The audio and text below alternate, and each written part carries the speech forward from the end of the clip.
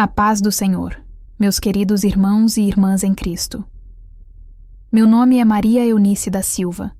Tenho 73 anos e hoje vivo aqui em Canindé, no sertão do Ceará, onde sou conhecida pelos vizinhos como aquela senhora que sempre está na igreja, a que nunca perde um culto, a que ajuda todo mundo com oração e conselho. Mas hoje eu vim aqui falar com vocês sobre algo que aconteceu comigo há quase 30 anos. Em 1996, quando eu tinha 44 anos e servia como diaconisa e tesoureira na Igreja Assembleia Caminho e Vida. Foi um dos momentos mais difíceis e transformadores da minha vida, e eu sei que muitos de vocês que estão me ouvindo já passaram ou estão passando por situações parecidas, carregando pesos que ninguém vê, guardando segredos que doem por dentro. Por isso eu decidi compartilhar minha história com vocês, na esperança de que ela possa trazer alívio e direção para quem precisa. Naquela época, em 96, eu era viúva havia 5 anos. Meu marido Afonso tinha morrido de infarto súbito em 91, me deixando sozinha com 2 filhos já adultos, graças a Deus. Carla tinha 22 anos. Tinha acabado de se formar professora e era grudada em mim, muito caprichosa em tudo que fazia, queria tudo sempre perfeito. E Lucas, meu caçula, tinha 20 anos, era líder de jovens da igreja, um rapaz cheio de fé e de ideais, orgulhoso da mãe que tinha. Eu morava numa casinha simples ali perto da igreja, mantinha tudo sempre organizado, minha Bíblia toda marcada, minhas orações na ponta da língua. Todo mundo me respeitava. O pastor Jonas confiava em mim completamente, me entregava as chaves do cofre sem pestanejar, me chamava para aconselhar as irmãs que estavam com problemas. Eu preparava a mesa da Santa Ceia com tanto cuidado, ajeitava cada detalhe, dirigia as reuniões de mulheres com aquela autoridade serena que vem de quem sabe o que está fazendo. Por fora, tudo parecia perfeito. Mas por dentro, meus irmãos, havia algo muito errado. Eu sentia um peso no peito que não sabia explicar. Durante os cultos, eu abria a boca para cantar os hinos, mas era como se minha voz saísse mecânica, sem vida. As outras irmãs choravam nos louvores, levantavam as mãos, se emocionavam com a presença de Deus, mas eu ficava ali seca, dura, incapaz de sentir qualquer coisa. Minhas orações eram bonitas, todo mundo elogiava, mas eu mesma sentia que elas não passavam do teto, como se houvesse uma barreira entre mim e o Senhor. Eu servia na igreja com dedicação total, mas minha adoração estava vazia. Era como viver uma mentira que só eu conhecia. Em casa, com meus filhos, eu demonstrava afeto, claro, mas havia uma distância emocional que eu não conseguia romper. Não importava o quanto eu tentasse, eu nunca conseguia ser completamente transparente com eles. Sempre havia uma parte de mim que ficava guardada, trancada, inacessível. À noite, quando eles iam embora, e eu ficava sozinha naquela casa silenciosa, eu me sentava na cadeira de balanço e ficava me perdendo em pensamentos que não levavam a lugar nenhum. Tinha uma gaveta no meu quarto onde eu guardava uma fotografia antiga, amarelada pelo tempo, que eu nunca olhava diretamente, mas sabia que estava lá, como uma ferida que a gente cobre, mas que continua infeccionada por baixo do curativo. Um domingo à noite, depois de um culto particularmente tocante sobre confissão e transparência diante de Deus, eu voltei para casa com o coração pesado. O pastor tinha pregado sobre como Deus vê o que está escondido, sobre como nada fica oculto diante dele, e cada palavra parecia perfurar minha alma. Cheguei em casa, troquei de roupa, fui fazer meu devocional noturno como sempre fazia. Abri minha Bíblia e uma fotografia antiga caiu de entre as páginas. Eu congelei. Era a foto de um hospital em Sobral, toda amarelada, rasgada nas beiradas. Eu não me lembrava de ter colocado aquela foto ali. Fazia anos que eu não via aquela imagem.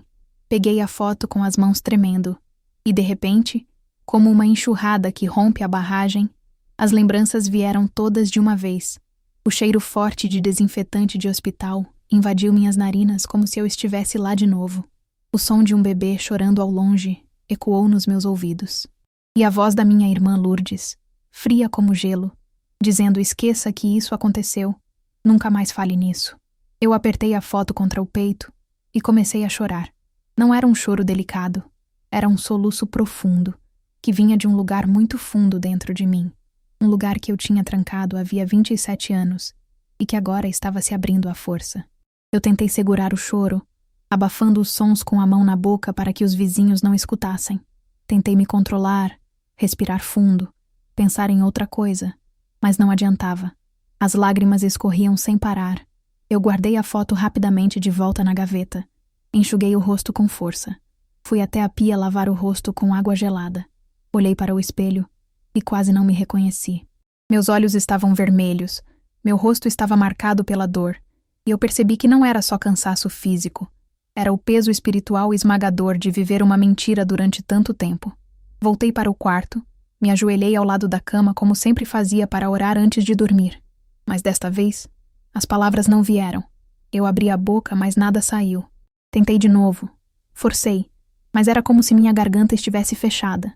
Como se Deus mesmo tivesse colocado um silêncio sobre mim. Fiquei ali ajoelhada não sei quanto tempo, em silêncio absoluto, carregando sozinha um peso que estava me esmagando. E pela primeira vez em muitos anos, eu senti medo de verdade. Não medo de coisa externa, mas medo do que estava dentro de mim. Medo do que eu tinha escondido. Medo de que aquele segredo um dia viesse à luz e destruísse tudo o que eu tinha construído. Antes de continuar minha história, preciso pedir desculpas a vocês por possíveis erros de memória. Os fatos que vou contar aconteceram há quase 30 anos, e embora eu me lembre com muita clareza dos momentos mais importantes, dos sentimentos mais fortes e das decisões mais difíceis, é possível que eu confunda algumas datas, alguns detalhes menores, alguma sequência de acontecimentos. A memória da gente às vezes prega peças, especialmente quando se trata de coisas dolorosas que a gente passou tanto tempo tentando esquecer. Mas uma coisa eu garanto com toda certeza: os pontos principais desta história, as lições que aprendi e a transformação que Deus operou em minha vida, tudo isso eu lembro como se fosse ontem. Algumas semanas depois daquela noite difícil, a igreja realizou o culto mensal de Santa Ceia, um evento sempre muito solene e bem frequentado. Eu tinha uma responsabilidade importante naquele dia, como sempre tinha, recolher a oferta durante o período inicial de louvor e adoração, antes da mensagem do pastor. Peguei a cesta de vime que ficava guardada na secretaria, aquela cesta grande que a irmã Conceição tinha trançado anos atrás, e comecei a circular pelos corredores do templo. Os irmãos iam colocando seus envelopes, suas notas dobradas, alguns com ofertas generosas, outros com o que podiam dar. Eu cumprimentava cada um com um sorriso discreto, agradecia com um aceno de cabeça e seguia em frente. O templo estava lotado naquele dia. O grupo de louvor cantava um hino antigo sobre o sangue de Jesus, aquele que dizia há poder no sangue de Jesus, e a congregação acompanhava com fervor. Eu descia pelo corredor central, depois virava para o corredor lateral direito, onde ficavam as últimas fileiras de bancos. Foi ali, próximo ao último banco, que eu vi um homem que nunca tinha visto antes. Ele estava sentado sozinho, aparência humilde, moreno claro, magro, vestido com uma camisa simples de botão e calça escura. Quando me aproximei com a cesta, ele colocou dentro dela um envelope pardo grande, diferente dos outros.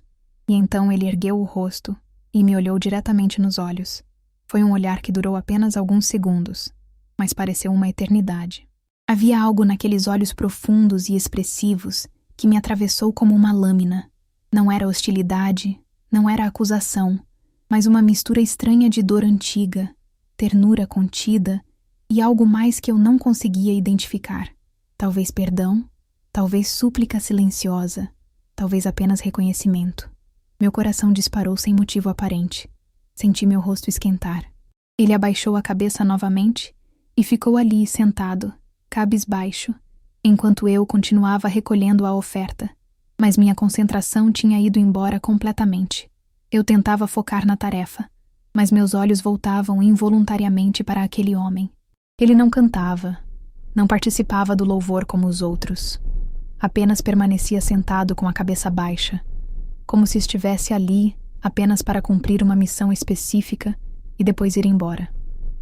Algo naquele encontro me perturbava profundamente, embora eu não soubesse explicar o quê.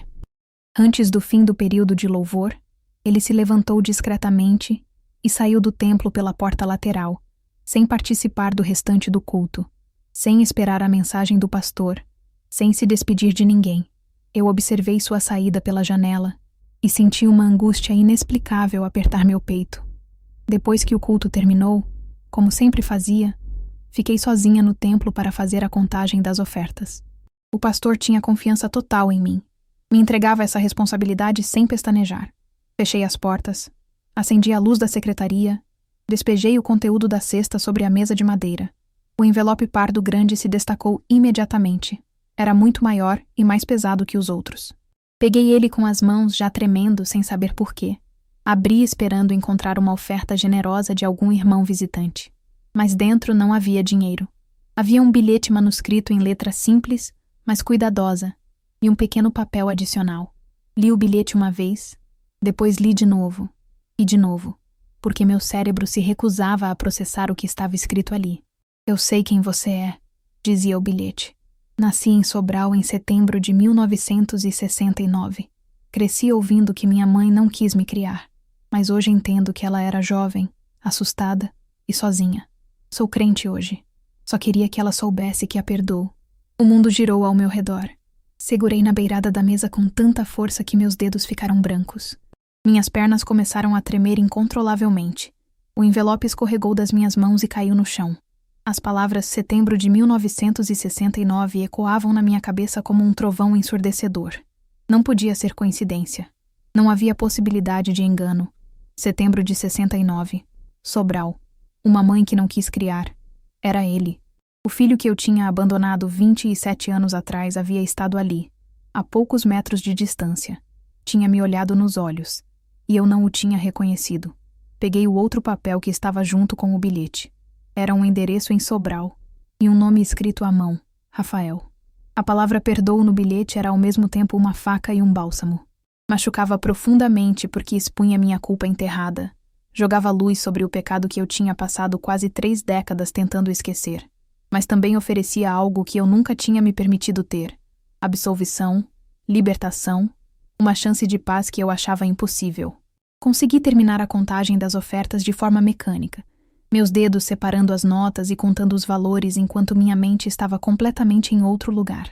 Guardei o dinheiro no cofre, fechei tudo direitinho como sempre fazia, mas guardei o bilhete e o endereço escondidos dentro da minha própria Bíblia. Saí da igreja trôpega, evitando olhar para qualquer pessoa que ainda estivesse do lado de fora conversando.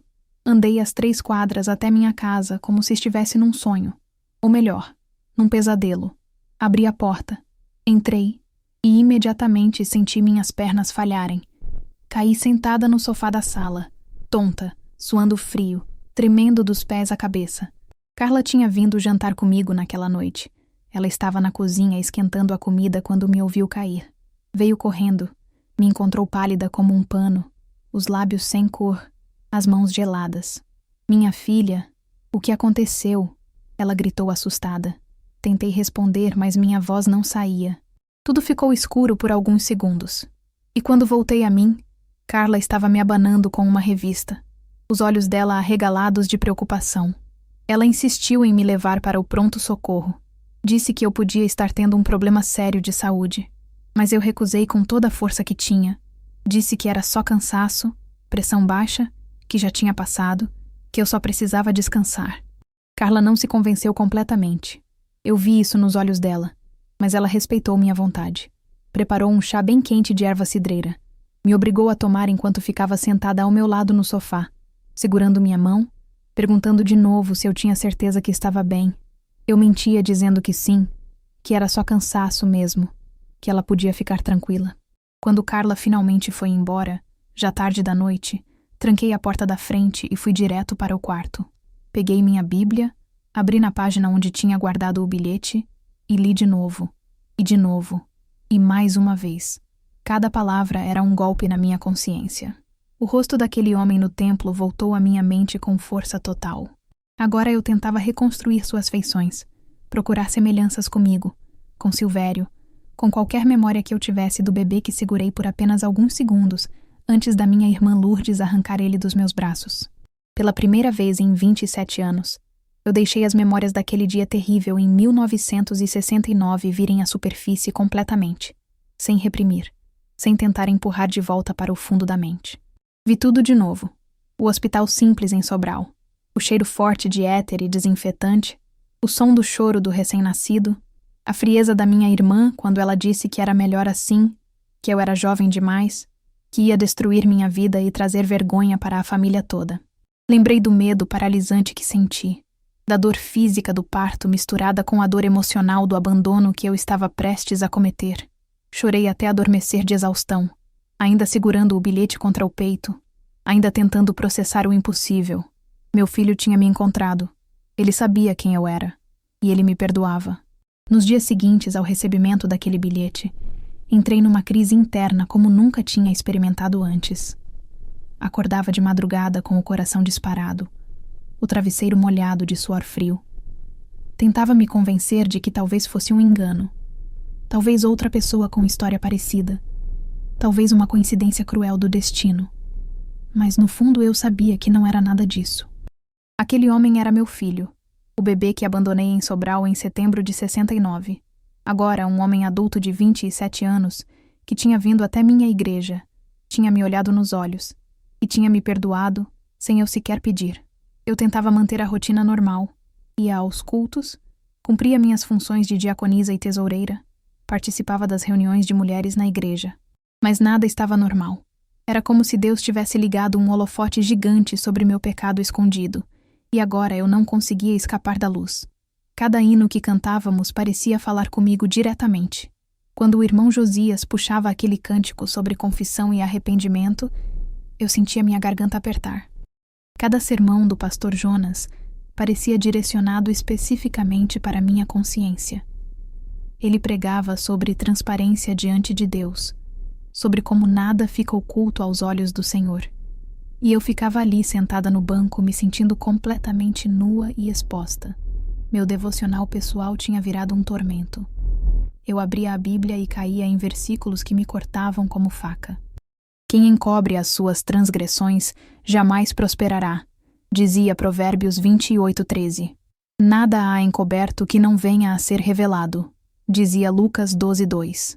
Se dissermos que não temos pecado, enganamos-nos a nós mesmos, dizia 1 João 1:8. Cada palavra era uma acusação, cada versículo era um dedo apontado diretamente para mim. Quando eu tentava orar, sentia um bloqueio espiritual, como se houvesse uma parede de concreto entre mim e o céu. Minhas palavras subiam, mas não chegavam a lugar nenhum. Caíam de volta sobre minha cabeça como chumbo pesado. Durante os momentos de adoração no culto, quando os outros irmãos levantavam as mãos e choravam na presença de Deus, eu ficava ali parada, seca, morta por dentro, separada do Senhor por um abismo que eu mesma tinha cavado com anos e anos de silêncio e mentira. E então vieram os sintomas físicos. Tinha noites que eu acordava no escuro e não conseguia voltar a dormir porque as memórias vinham sem controle. E sempre que lembrava daquele dia no hospital em Sobral, a imagem da minha irmã Lourdes aparecia clara como se fosse ontem. Lourdes tinha morrido alguns anos atrás, mas eu ainda carregava uma raiva dela que não sabia explicar direito. Raiva de como ela tinha sido tão fria, tão dura, arrancando meu bebê dos meus braços sem me deixar nem olhar direito para ele. Ela tinha dito: esqueça que isso aconteceu, com uma frieza que me congelou por dentro naquele momento, e continuava me congelando até hoje. Eu sabia que devia perdoar minha irmã, que ela já estava morta e não podia mais se defender, mas a mágoa estava cravada fundo demais. Carla percebeu que algo estava muito errado e começou a me pressionar para procurar um médico. Ela aparecia em casa todo dia querendo saber como eu estava, fazendo perguntas, observando cada movimento meu com aqueles olhos preocupados. Acabei cedendo só para ela parar de insistir. Fui numa consulta no postinho de saúde. O Dr. Edilson me examinou, pediu uns exames de sangue, mediu minha pressão várias vezes. Quando os resultados saíram, ele disse que não tinha encontrado nada clinicamente grave, que parecia ser estresse emocional severo. Me receitou uns comprimidos para a ansiedade, mas eu recusei tomar. Disse para ele que não queria depender de medicação. A verdade é que eu sabia que remédio nenhum ia resolver o que estava acontecendo comigo, porque o problema não estava no meu corpo, estava na minha alma. Lucas também começou a notar as mudanças. Meu filho sempre foi muito ligado em mim, sempre me viu como exemplo de mulher de Deus, e agora ele percebia que eu estava diferente. ausente, distante. Ele vinha me visitar e contava sobre as atividades dele na liderança de jovens da igreja, sobre os planos para o próximo retiro, sobre os estudos bíblicos que estava preparando. Mas eu respondia de forma vaga, automática, sem realmente estar presente na conversa. Lucas perguntava o que estava acontecendo, se eu estava bem, se tinha algum problema que ele podia ajudar. Eu sempre respondia a mesma coisa. Estou apenas cansada, filho. Logo passa, não se preocupe.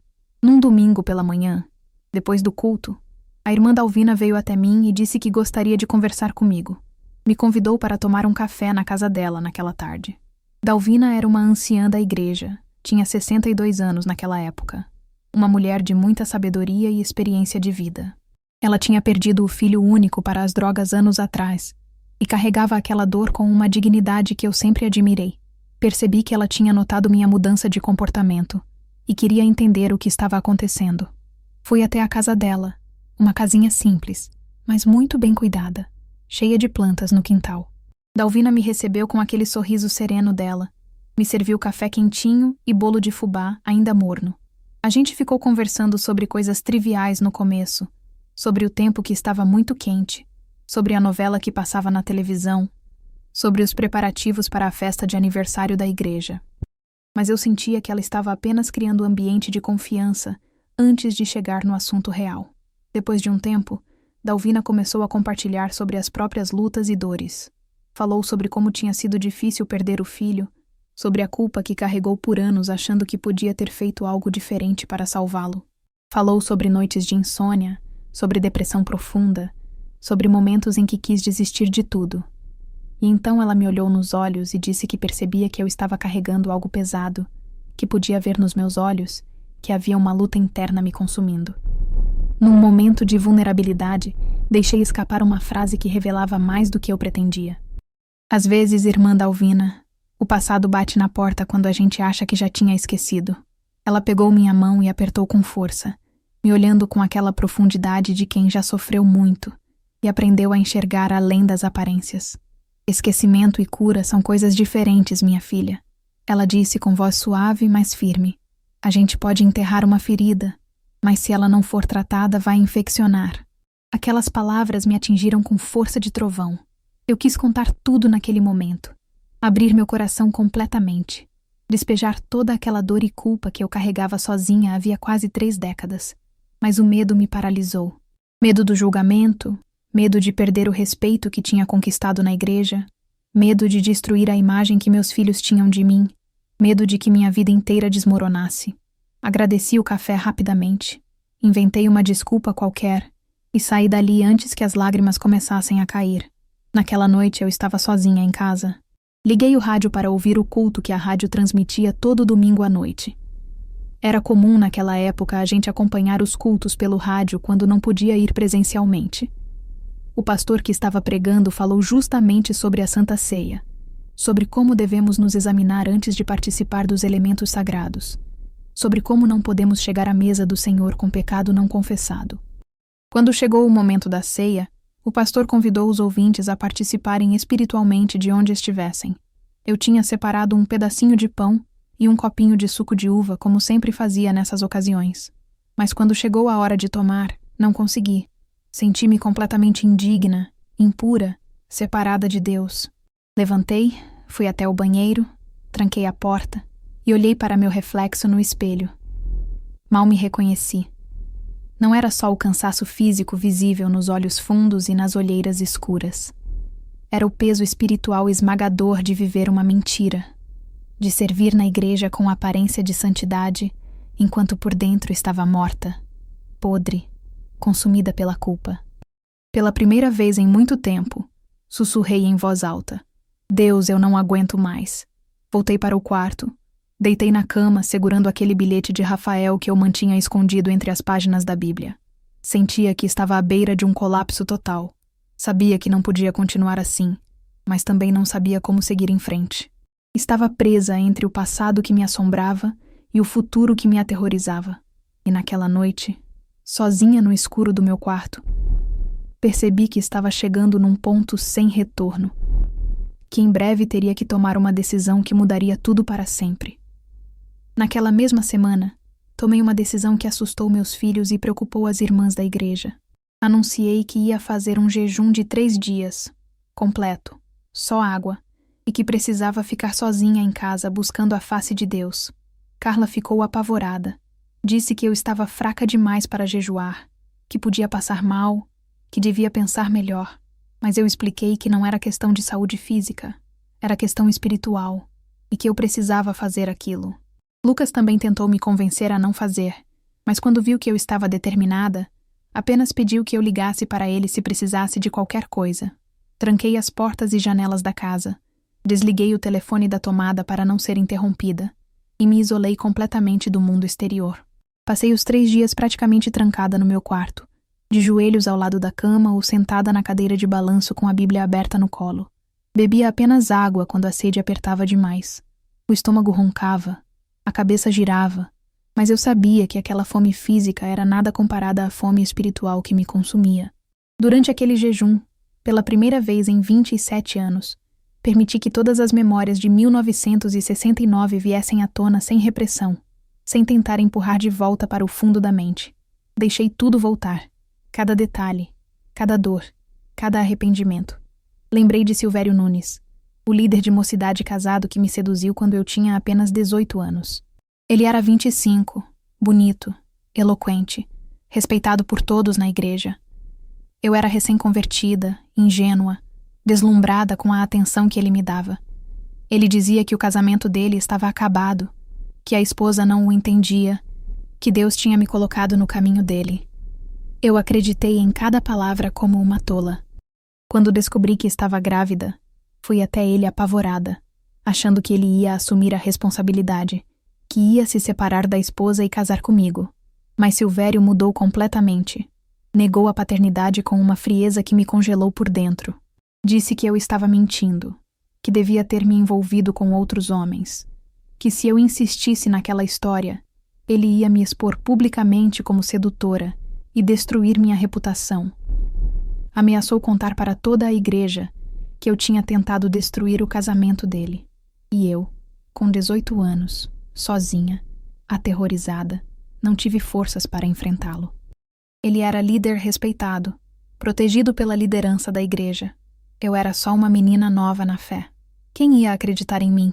Contei só para minha irmã Lourdes, que na época tinha 35 anos e era muito rígida na fé. A reação dela foi pior do que eu imaginava. Ela não me consolou, não me acolheu. Ficou furiosa. Disse que eu tinha trazido vergonha para a família toda, que aquilo ia destruir nossa reputação na comunidade evangélica.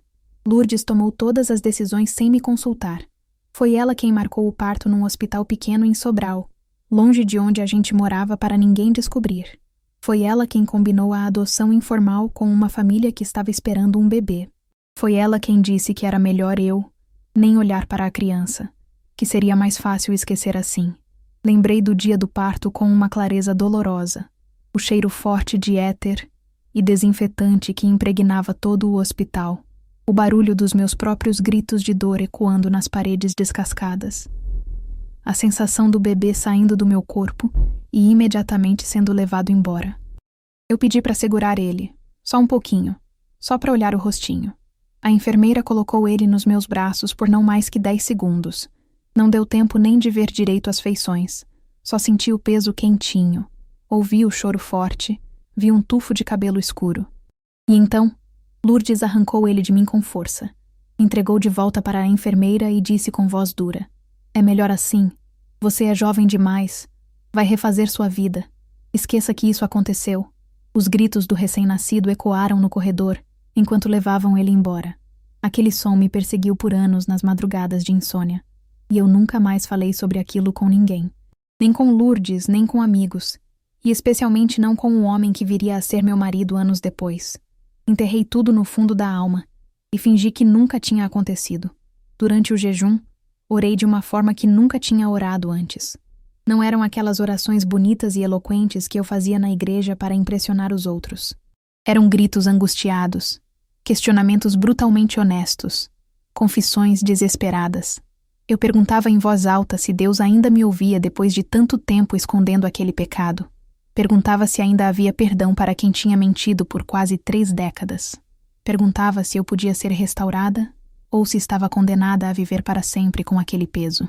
Confessei tudo em voz alta, sozinha naquele quarto, quebrando o silêncio de 27 anos. Confessei o envolvimento com um homem casado. Confessei a covardia de não ter lutado pelo meu filho.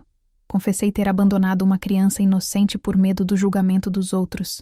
Confessei ter construído uma vida inteira sobre mentira, ter servido na liderança da igreja enquanto escondia pecado grave, ter criado meus outros 2 filhos exigindo deles uma perfeição que eu mesma não tinha. Cada confissão me rasgava por dentro, mas ao mesmo tempo era como se cada palavra dita em voz alta arrancasse um pouco daquele peso que me esmagava. No 3º dia do jejum, eu estava fraca, tonta, exausta. Tinha emagrecido visivelmente. Meu rosto estava pálido. Minhas mãos tremiam. Mas pela primeira vez em meses, meu rosto estava menos tenso. Havia algo diferente nos meus olhos, como se uma camada de dureza tivesse sido removida. Eu estava sentada na cadeira de balanço, quando ouvi batidas na porta da frente. Pensei em não atender, mas as batidas continuaram insistentes.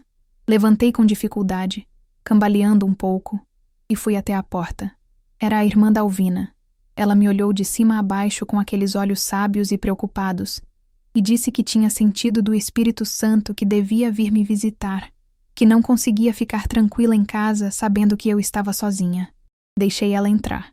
Ofereci que sentasse na sala. Dalvina não perdeu tempo com rodeios.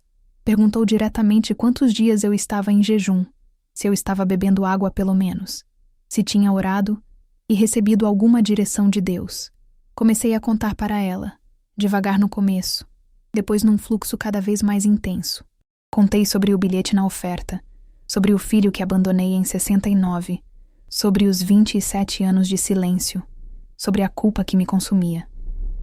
Dalvina me ouviu sem interromper, sem me julgar, sem demonstrar choque ou reprovação. Quando terminei de falar, ela segurou minhas mãos e começou a chorar junto comigo. Ela compartilhou seu próprio testemunho de culpa guardada por décadas. Contou que sempre se culpou pela morte do filho nas drogas, que passou anos achando que se tivesse sido mãe melhor, mais presente, mais amorosa, poderia ter salvado ele. Disse que aquela culpa quase a matou, que houve momentos em que ela quis morrer também só para acabar com aquele tormento, mas que Deus a ensinou que culpa guardada é veneno, que a gente só cura o que tem coragem de tocar, e que enquanto fugimos das nossas feridas, elas apodrecem por dentro. A gente só cura o que tem coragem de tocar. Ela repetiu olhando fundo nos meus olhos. Enquanto você fugir dessa ferida, ela vai apodrecer por dentro. Dalvina também disse algo que me marcou profundamente, que perdão verdadeiro às vezes exige reparação, não apenas arrependimento privado entre 4 paredes, que se Deus estava me dando a oportunidade de reencontrar meu filho, era porque Ele queria restaurar o que foi quebrado, curar o que foi ferido, resgatar o que foi perdido. Pela primeira vez, verbalizei em voz alta para outra pessoa o que meu coração já sabia. Eu preciso encontrar ele, irmã Dalvina. Eu preciso ir até Sobral e falar com meu filho. Preciso olhar nos olhos dele, pedir perdão de verdade, não só no papel. Preciso fazer o que deveria ter feito há 27 anos. Dalvina apertou minhas mãos com força e fez uma pergunta simples, mas poderosa. O que você está esperando? Aquela pergunta ecoou na minha alma. O que eu estava esperando? Mais alguns anos? Mais algumas décadas? Esperar até que fosse tarde demais? Até que um de nós 2 morresse e a oportunidade de restauração se perdesse para sempre? A resposta era clara. Eu não podia esperar mais nada. Era agora ou nunca. Dalvina orou comigo antes de ir embora. Uma oração de poder e autoridade espiritual, pedindo que Deus me desse coragem sobrenatural, que removesse todo medo e vergonha, que preparasse o caminho do reencontro. Quando ela foi embora, fiquei ali sentada na sala, sentindo que algo fundamental tinha mudado dentro de mim. Ainda tinha medo, ainda tremia só de pensar em encarar Rafael pessoalmente. Mas agora havia também uma determinação que não existia antes, uma certeza de que Deus estava comigo naquela jornada, de que Ele tinha um propósito maior naquele sofrimento todo. Quebrei o jejum com um copo de caldo de galinha que Dalvina tinha deixado. Comi devagar, sentindo o líquido quente descer e aquecer meu estômago vazio. Depois tomei banho, vesti uma roupa limpa e passei o resto da noite planejando a viagem para Sobral. Sabia que tinha que ir, que não podia mais fugir. Meu filho tinha vindo até mim oferecendo perdão. Agora era minha vez de ter coragem de aceitar. Durante os dias seguintes, vivi num estado de ansiedade constante, tentando juntar coragem para ir até Sobral. Relia o bilhete de Rafael dezenas de vezes por dia, memorizando cada palavra, cada vírgula, procurando significados ocultos que pudessem me dar mais informações sobre ele. O endereço estava escrito ali de forma simples: uma rua e um número em Sobral, mas sem telefone, sem outros detalhes. O bilhete mencionava que ele trabalhava como voluntário em casa de recuperação cristã, mas não dizia qual, e eu não tinha ideia de quantas casas desse tipo existiam em Sobral. O medo me paralisava de formas diferentes a cada dia. Um dia era medo de que ele me rejeitasse pessoalmente, que o perdão escrito no papel não fosse genuíno quando a gente se encontrasse frente a frente. Outro dia era medo de que ele quisesse escândalo, que tivesse procurado a igreja justamente para me expor publicamente e me fazer pagar pelo abandono. Tinha dias que eu temia que o reencontro abrisse feridas, que nunca mais iam cicatrizar, que reviver tudo aquilo fosse destruir os dois. Orava constantemente pedindo coragem, mas parecia que quanto mais eu orava, mais o medo crescia. Era como se Satanás estivesse fazendo de tudo para me impedir de dar aquele passo. Comecei a ter pesadelos terríveis onde eu chegava em Sobral e encontrava Rafael cheio de ódio, gritando comigo, me acusando na frente de todo mundo. Acordava no meio da madrugada suando frio, o coração disparado, questionando se devia mesmo fazer aquela viagem. Enquanto isso, na igreja, as coisas estavam ficando complicadas. A irmã Amélia Gomes tinha começado a fazer perguntas sobre mim para outras pessoas. Ela perguntava se alguém tinha notado que eu estava diferente, se alguém sabia se eu estava com problemas de saúde. Mas a forma como ela perguntava não era de preocupação genuína. Era aquele tom de fofoca velada que a gente reconhece de longe. Amélia comentava com as outras irmãs que eu andava estranha, ausente, que não parecia mais a mesma, insinuando que talvez eu estivesse doente espiritualmente ou até mentalmente. Essas fofocas começaram a circular discretamente, criando um clima de desconfiança ao meu redor. Algumas irmãs me olhavam com expressão de pena, outras evitavam conversar comigo depois dos cultos. O irmão Raimundo, que era um dos presbíteros mais antigos e sempre foi muito legalista e desconfiado, começou a me observar com atenção aumentada. Ele me questionava sobre pequenos detalhes da tesouraria que nunca tinha questionado antes. Revisava documentos de forma mais rigorosa, pedia explicações sobre gastos mínimos. Fazia comentários sobre responsabilidade e vigilância, dizendo que quem serve na liderança precisa ser irrepreensível em tudo. Eu percebia que estava sendo observada, que qualquer deslize seria usado contra mim. Aquilo aumentava ainda mais minha ansiedade. Comecei a revisar tudo 3 vezes antes de apresentar qualquer relatório financeiro. Conferia e reconferiria cada centavo, com medo de que encontrassem algum erro e usassem isso como desculpa para me afastar. Lucas também começou a me pressionar mais diretamente. Meu filho percebia que eu não estava comparecendo a todos os cultos como antes, que às vezes eu faltava na reunião de obreiros sem dar explicação convincente. Ele notava que eu estava distraída quando conversávamos, que meus olhos ficavam perdidos no vazio enquanto ele falava. Uma noite ele apareceu em casa sem avisar e me confrontou de forma mais dura. Mãe, o que está acontecendo com a senhora? Todos estão percebendo que algo está errado. A senhora está doente e não quer contar? Está com algum problema que eu possa ajudar?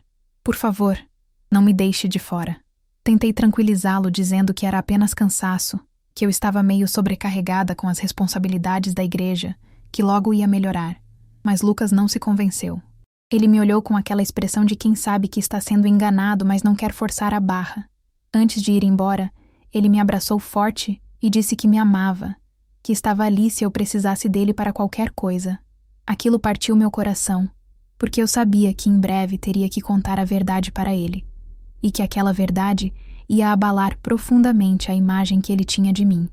A pressão externa e interna finalmente me levaram a uma decisão. Numa terça-feira à noite, passei a noite inteira acordada em oração, pedindo coragem, pedindo direção, pedindo que Deus fosse à minha frente preparando o caminho. Quando o sol nasceu na quarta-feira, Eu sabia o que tinha que fazer. Levantei, tomei banho, vesti minha roupa mais simples, separei algum dinheiro para a passagem de ônibus e peguei o bilhete de Rafael que guardava escondido na Bíblia. Não avisei ninguém. Não liguei para Carla. Não avisei Lucas. Não falei com o pastor Jonas. Simplesmente tranquei a casa e caminhei até o ponto de ônibus na praça central de Canindé. Comprei uma passagem para Sobral no guichê da rodoviária.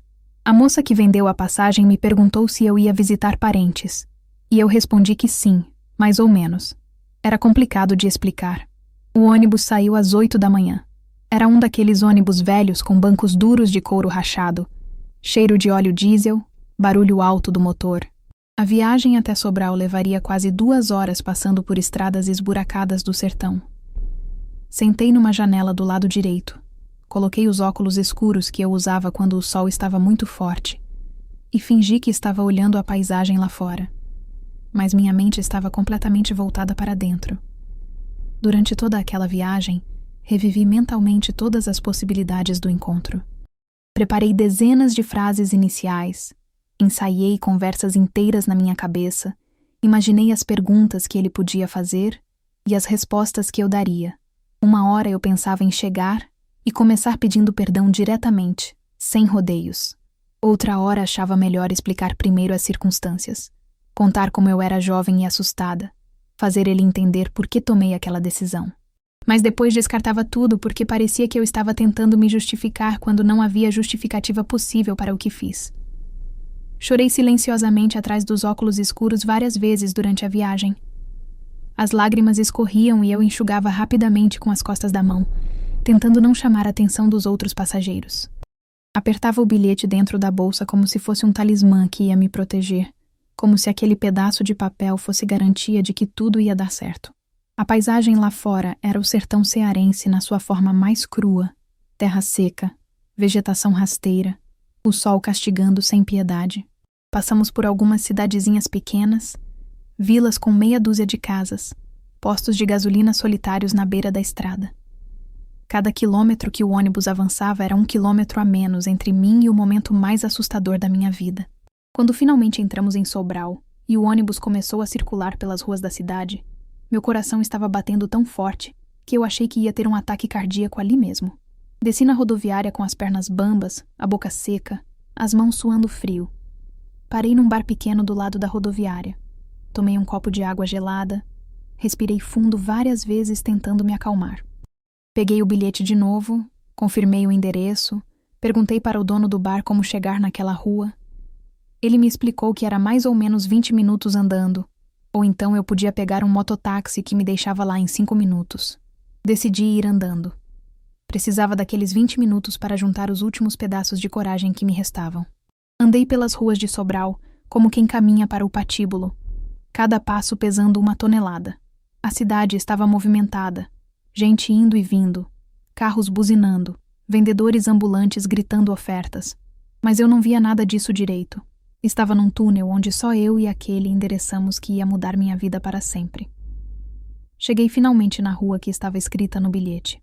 Era uma rua tranquila num bairro simples de Sobral, casas pequenas bem cuidadas, algumas árvores dando sombra na calçada.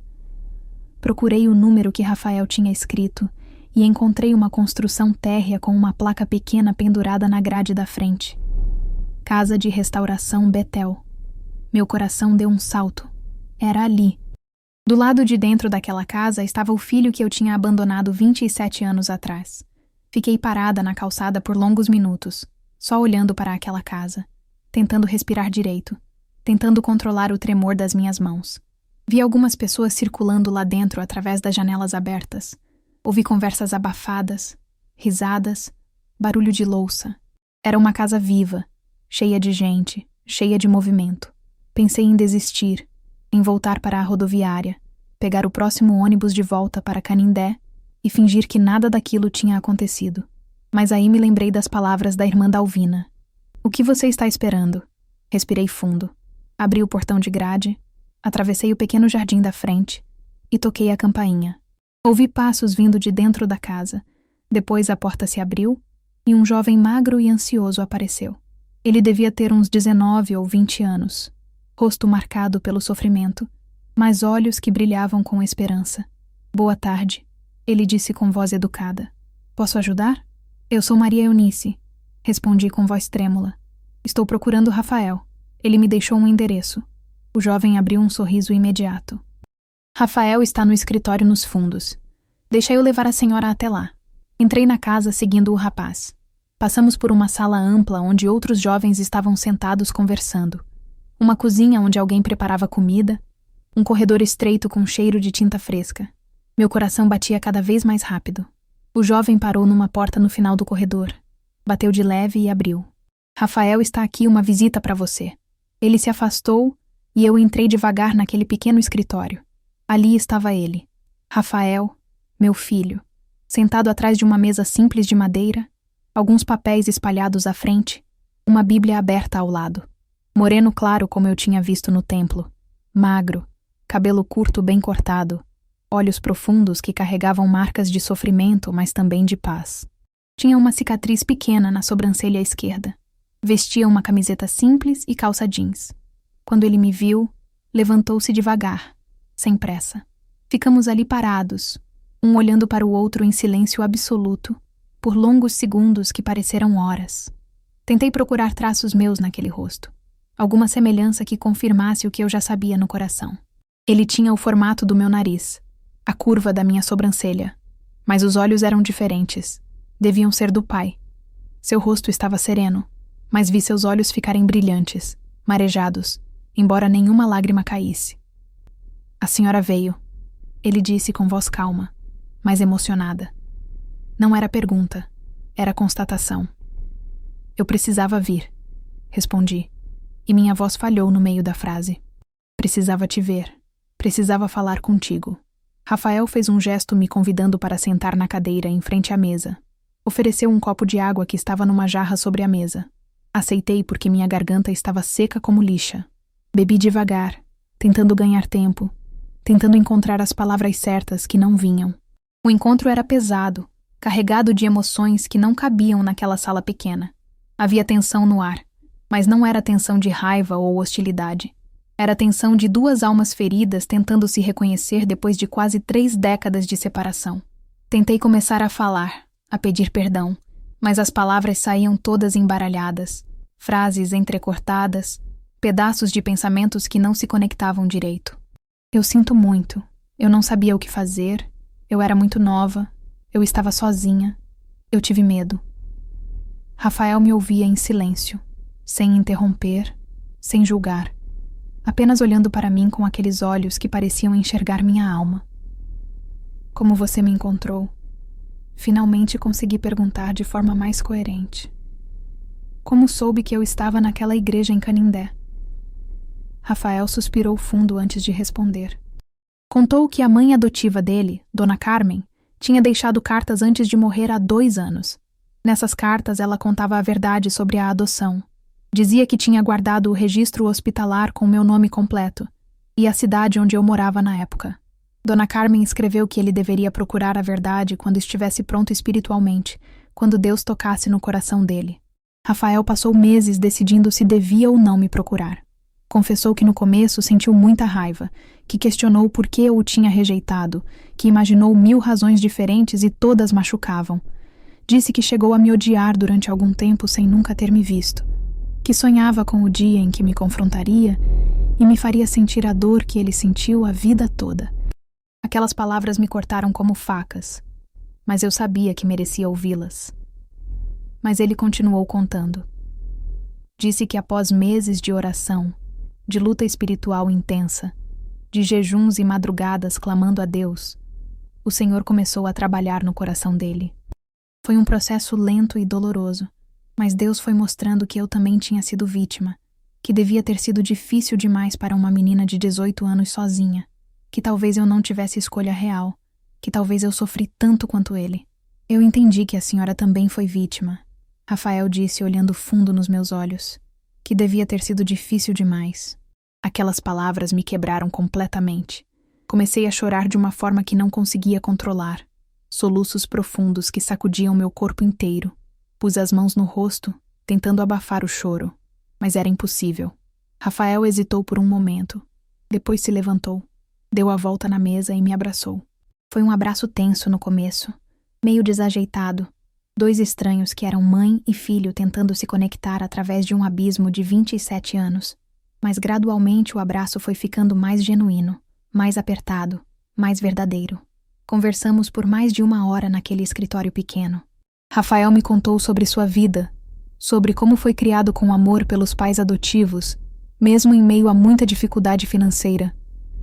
Contou que sempre carregou feridas de rejeição, sempre se perguntou por que não foi bom o suficiente para ser criado pela mãe biológica. Passou por fase rebelde na adolescência, se envolveu com más companhias, quase entrou para o tráfico de drogas. Foi a fé que o salvou, a conversão aos 23 anos após quase morrer em acidente de moto. Depois, sentiu o chamado de Deus para ajudar outros jovens abandonados e vulneráveis. E foi assim que começou a trabalhar naquela casa de recuperação. No meio da conversa, alguém bateu na porta e entrou sem esperar resposta. Era um jovem que devia ter uns 20 e poucos anos, rosto redondo, olhos brilhantes, sorriso largo. Rafael, preciso de você pra... O jovem começou a falar, mas parou ao me ver. Desculpa, não sabia que tinha visita. Rafael sorriu e fez as apresentações. João Paulo, essa é Dona Maria Eunice. Dona Eunice, esse é João Paulo, um dos nossos meninos aqui da casa. João Paulo me cumprimentou com educação, mas vi que estava curioso sobre quem eu era. Rafael explicou de forma simples. Ela é uma pessoa muito especial que Deus colocou na minha vida. João Paulo abriu um sorriso ainda maior e começou a falar com entusiasmo contagiante sobre como Rafael tinha salvado a vida dele. Contou que estava perdido nas drogas, dormindo nas ruas, tendo overdoses, já tinha desistido de viver. Foi Rafael quem o encontrou num dia de evangelização de rua, levou ele para aquela casa, nunca desistiu dele mesmo quando ele recaiu 3 vezes. Rafael sempre fala que Deus transforma erros em propósito. João Paulo disse olhando para Rafael com admiração óbvia. Que nada na vida da gente é desperdício se a gente entregar nas mãos de Deus. Aquelas palavras me atingiram com força devastadora.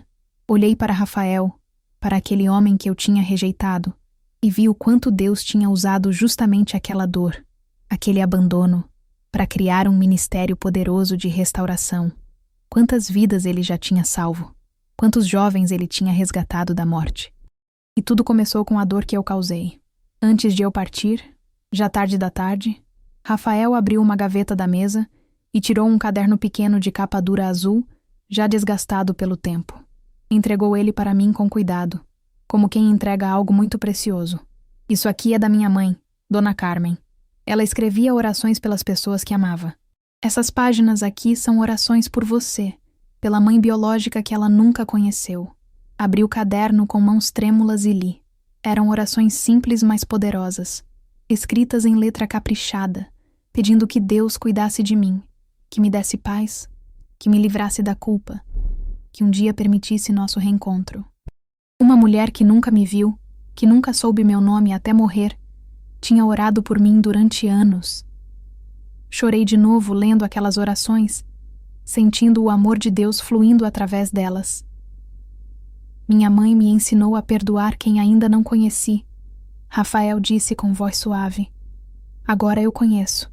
Oramos juntos antes de eu ir embora. Foi uma oração simples, entrecortada por choros de ambos os lados, mas profundamente genuína. Rafael não pediu nada de mim, não exigiu lugar na minha família, não cobrou explicações adicionais sobre por que demorei tanto para procurá-lo.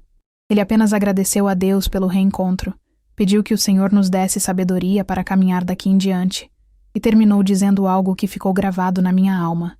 Eu só queria que a senhora tivesse paz. Era isso que eu vim trazer, paz.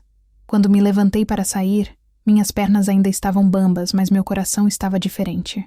Ainda pesado, ainda machucado, mas de alguma forma mais leve do que quando cheguei. Rafael me acompanhou até o portão. Prometemos que voltaríamos a nos ver, que aquele não seria o último encontro. Ele me deu o número de telefone da casa de recuperação, anotado num pedaço de papel. Eu dei meu endereço e disse que ele podia me procurar quando quisesse. Quando me afastei daquela casa, olhei para trás uma última vez e vi Rafael ainda parado no portão, me observando ir embora. Acenei com a mão, ele acenou de volta. E então virei a esquina e ele desapareceu da minha vista. Andei pelas ruas de Sobral sem destino certo por um tempo, precisando processar tudo o que tinha acabado de acontecer. Meu filho tinha me perdoado. Não apenas no papel, mas pessoalmente, olhando nos meus olhos, me abraçando, orando comigo. Aquilo era real, era verdadeiro, e era muito mais do que eu merecia. Cheguei na rodoviária e descobri que o próximo ônibus para Canindé só sairia dali a 2 horas. Sentei num banco desconfortável de plástico no saguão de espera e fiquei ali segurando aquele caderno de orações de Dona Carmen, relendo as páginas, deixando as lágrimas caírem livremente sem me importar se alguém estava olhando. Uma senhora idosa sentada ao meu lado perguntou se eu estava bem, se precisava de ajuda. Eu disse que sim, que estava bem, que eram lágrimas de alívio, não de tristeza. Ela sorriu e disse que às vezes Deus permite que a gente chore justamente para esvaziar a dor que estava represada dentro da gente por tempo demais. Depois de lava o coração com todas as minhas lágrimas, percebi algo estranho. Minha cabeça não estava doendo. Fazia dias que eu tinha dor de cabeça constante, mas agora não sentia nada. Meu corpo estava cansado da viagem e da tensão emocional, mas era um cansaço diferente, um cansaço limpo, sem aquele peso opressor que me acompanhava fazia semanas. Será que era possível? Será que só de ter encontrado Rafael, só de ter pedido perdão, meu corpo já estava começando a sarar? Enfim, o ônibus chegou. A viagem de volta para Canindé passou num borrão. Mal me lembro da paisagem, das paradas, dos outros passageiros.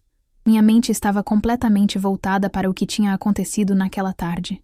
Eu tinha olhado nos olhos do meu filho, tinha ouvido sua história, tinha sido perdoada por ele de uma forma que eu nunca imaginei ser possível. Mas agora vinha a parte mais difícil, e eu sabia disso com clareza cristalina. Eu precisava contar a verdade para meus outros filhos, para Carla e Lucas. Precisava contar para a igreja. Não podia mais esconder. Se Rafael teve coragem de me perdoar, eu precisava ter coragem de ser transparente com todos. Cheguei em Canindé já de noitinha, o sol se pondo no horizonte tingindo o céu de laranja e vermelho. Caminhei da rodoviária até minha casa devagar, cada passo sendo uma preparação mental para o que viria a seguir. Quando cheguei perto da minha rua, vi a luz da sala acesa. Meu coração apertou. Alguém estava em casa me esperando. Abri a porta e encontrei Carla sentada no sofá, com expressão preocupada. Ela se levantou num pulo quando me viu. Mãe, onde a senhora estava? Liguei umas 5 vezes. Vim aqui de manhã e a casa estava fechada. Fiquei apavorada. Respirei fundo e disse simplesmente que tinha ido resolver uma coisa importante, que estava tudo bem, que ela não precisava se preocupar. Carla me olhou desconfiada. Percebia que eu estava escondendo algo, mas não insistiu naquele momento. Disse que ia embora, mas que eu ligasse se precisasse de qualquer coisa. Me abraçou na porta e foi embora olhando para trás com aquela expressão de quem sabe que algo está errado, mas não sabe o quê. Tranquei a porta, fui até o quarto e guardei cuidadosamente o caderno de orações de Dona Carmen na gaveta da mesinha de cabeceira. Peguei o bilhete de Rafael e, sem pensar muito, coloquei ele dentro da minha Bíblia, entre as páginas de Salmos. Ali estaria seguro até eu ter coragem de contar a verdade. Precisava de tempo para processar tudo o que tinha acontecido, para encontrar as palavras certas, para juntar coragem suficiente. Naquela noite não consegui dormir. Ficava revirando na cama, revivendo cada momento do encontro com Rafael, imaginando 1000 formas diferentes de contar para Lucas e Carla. A cada cenário que minha mente criava, via os rostos deles se transformando em choque, decepção, dor. Como explicar 27 anos de mentira? Como fazer eles entenderem? Será que iam me perdoar como Rafael fez? O medo me paralisava. Medo de perder o amor dos meus filhos, medo de destruir a família que construí, medo de que tudo desmoronasse. Mas ao mesmo tempo, pela primeira vez em décadas, havia uma pontinha de esperança. Rafael me perdoou. Se ele, que tinha todo o direito de me odiar, foi capaz de perdão, talvez houvesse esperança para os outros também. Levantei da cama quando o sol começou a raiar, fiz um café forte e sentei na cadeira de balanço da sala. Peguei minha Bíblia, abri nas páginas onde estava o bilhete e orei pedindo coragem. Sabia que não podia mais adiar. A verdade precisava vir à tona, mas ainda não estava pronta para forçar aquele momento. Deixaria que Deus abrisse a porta, que Ele mostrasse o momento certo. 3 dias se passaram naquela tensão. Eu ia aos cultos, cumpria minhas obrigações, mas estava visivelmente diferente. Mais leve de alguma forma, mas também mais tensa, como quem carrega um segredo que está prestes a explodir. Lucas e Carla me ligavam perguntando se estava tudo bem, se eu precisava de alguma coisa. Eu dizia que sim, que estava apenas cansada, mas percebia que eles não acreditavam completamente. Foi então que aconteceu o que eu tanto temia, e ao mesmo tempo, no fundo, talvez desejava. Porque às vezes Deus tira de nossas mãos as decisões que não temos coragem de tomar sozinhos. Eu tinha cometido um erro grave, e só percebi quando já era tarde demais. Depois de voltar de Sobral, guardei o bilhete de Rafael dentro da minha Bíblia pessoal, aquela que eu usava todos os dias, marcada com caneta e cheia de anotações nas margens. Achei que ali estaria seguro, escondido entre as páginas de Salmos, ninguém iria mexer. Mas esqueci que meus filhos conheciam aquela Bíblia tão bem quanto eu, que às vezes pegavam ela emprestada quando precisavam verificar alguma passagem. Foi numa quinta-feira à tarde, uns 3 dias depois da minha viagem. Lucas apareceu em casa dizendo que estava preparando um estudo bíblico para o grupo de jovens e precisava conferir umas referências. Eu estava no quintal estendendo roupa no varal, aproveitando o sol forte daquela tarde. Disse para ele que a Bíblia estava em cima da mesinha da sala, que podia pegar à vontade. Nem passou pela minha cabeça o bilhete guardado ali dentro. Ouvi Lucas mexendo nas coisas lá dentro, enquanto eu continuava pendurando lençóis e toalhas. Tinha acabado de prender a última peça, quando percebi um silêncio estranho vindo de dentro de casa. Aquele tipo de silêncio pesado que a gente sente que tem algo errado. Entrei pela porta da cozinha enxugando as mãos no avental e fui até a sala. Lucas estava sentado no sofá, completamente imóvel, pálido como cera, segurando um papel na mão. Reconheci imediatamente o que era. Meu coração parou. Lucas ergueu os olhos para mim devagar, e a expressão no rosto dele era de puro choque, misturado com uma dor profunda que me cortou como faca. "Mãe, o que é isso?" Ele perguntou com voz estranhamente calma. Aquela calma que vem antes da tempestade. Eu congelei ali parada entre a sala e a cozinha. Todas as palavras que tinha preparado mentalmente para esse momento fugiram da minha cabeça. Tentei me aproximar, tentei estender a mão para pegar o bilhete, mas Lucas o afastou do meu alcance. Ele se levantou num pulo, agitado, e começou a fazer perguntas atropeladas, a voz subindo de tom a cada frase. "A senhora teve outro filho? Como? Quando foi isso? Por que nunca contou? Quem é o pai dessa criança? Onde esse homem está agora? Por que ele mandou esse bilhete?" Eu tentava responder, mas ele não parava de perguntar. As palavras dele se acumulando umas sobre as outras sem me dar chance de explicar. Finalmente consegui fazer ele parar e comecei a contar, com voz tremendo tanto que mal conseguia formar as frases direito. Contei sobre 1969, sobre Silvério Nunes, que era líder de Mocidade casado, sobre como eu tinha apenas 18 anos e era recém-convertida. Contei sobre a gravidez, sobre o abandono, sobre o medo do escândalo que me paralisou. Mas cada palavra que saía da minha boca parecia piorar tudo. Lucas me olhava com uma incredulidade que ia crescendo, crescendo, até se transformar em algo parecido com repulsa. De repente ele explodiu. "A senhora sempre nos ensinou sobre santidade, sobre verdade, sobre integridade, e o tempo todo estava escondendo isso?" A voz dele estava alta agora, gritando mesmo, algo que meu filho nunca tinha feito comigo. Ele me acusou de hipocrisia. Disse que eu tinha construído uma vida inteira sobre mentira. "Quantas vezes a senhora me repreendeu por pequenos erros, mãe? Quantas vezes me fez sentir culpado por falhas mínimas que não eram nada comparadas com isso? E a senhora escondia isso o tempo todo?" Tentei me aproximar dele. Tentei tocar seu braço. Mas Lucas recuou como se meu toque queimasse. Ele estava profundamente ferido de um jeito que ia muito além da raiva. Era como se tudo o que ele acreditava sobre mim tivesse desmoronado num instante. "Eu pensei que a senhora era exemplo de mulher de Deus", ele disse com voz quebrada. "Mas era tudo mentira. Como eu posso confiar em qualquer coisa que a senhora me ensinou, se tudo foi construído sobre essa mentira gigante?" Foi nesse momento que Carla chegou. Ela tinha combinado de passar lá para jantar comigo e entrou pela porta da frente no meio daquela discussão. Percebeu imediatamente o clima tenso, o rosto vermelho e molhado de lágrimas do irmão, minha expressão devastada. "O que está acontecendo aqui?" ela perguntou assustada. Lucas, ainda segurando o bilhete amassado na mão, mostrou para ela sem dizer nada. Carla pegou, alisou o papel, leu uma vez. Depois leu de novo, mais devagar. Vi o rosto da minha filha mudar enquanto ela processava as palavras. O choque apareceu primeiro, depois confusão, depois uma dor profunda que espelhava a do irmão. Ela olhou para mim buscando alguma explicação que fizesse sentido, alguma forma de entender aquilo. Tentei contar de novo, mas estava tão abalada que mal conseguia juntar as palavras de forma coerente. Frases pela metade, pedaços de explicação que não se conectavam direito. Carla fez a pergunta que eu estava temendo. "O pai sabia? Meu pai sabia disso quando casou com a senhora?" Tive que admitir que não, que Afonso nunca soube, que eu tinha me casado escondendo aquela parte da minha história dele. Aquela revelação abalou meus filhos ainda mais.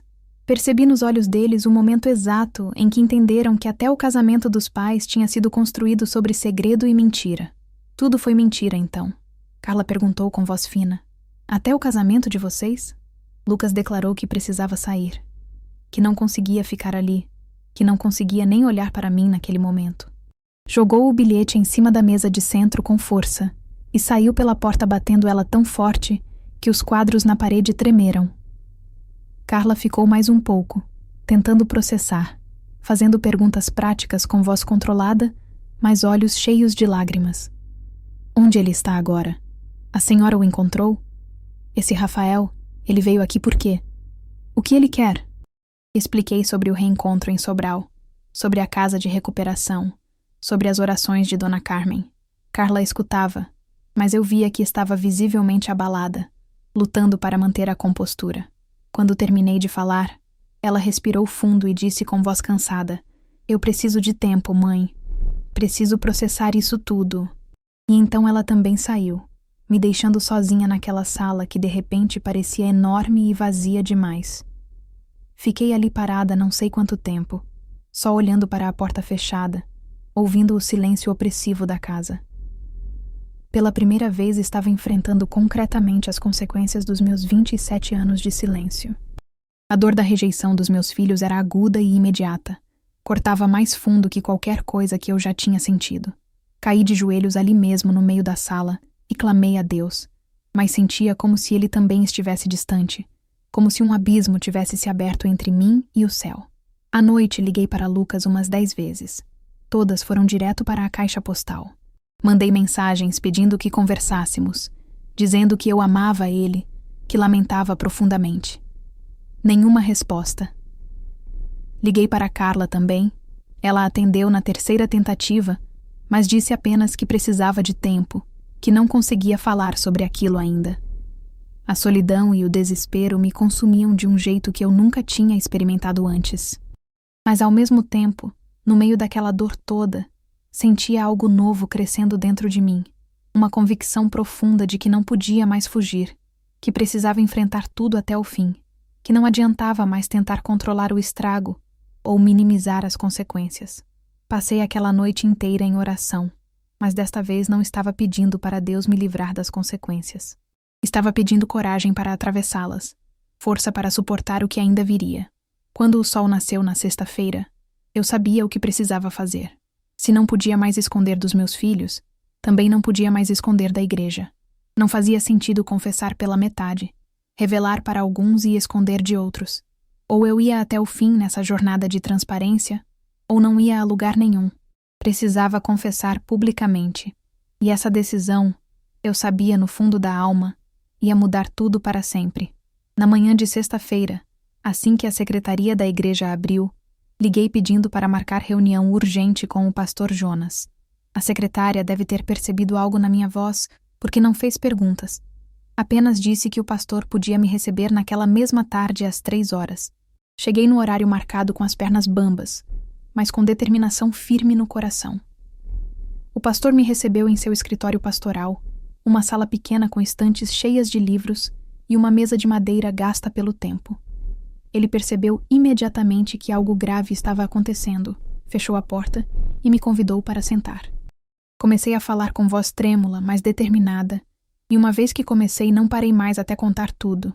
A gravidez aos 18 anos, o envolvimento com Silvério Nunes, que era líder casado, o abandono do bebê, os 27 anos de silêncio, o bilhete na oferta, o reencontro com Rafael em Sobral e, finalmente, a reação devastadora dos meus filhos. O pastor Jonas ficou visivelmente impactado. Ele ficou em silêncio por longos momentos depois que terminei de falar, olhando para as próprias mãos cruzadas sobre a mesa. Finalmente respirou fundo e disse algo que me surpreendeu.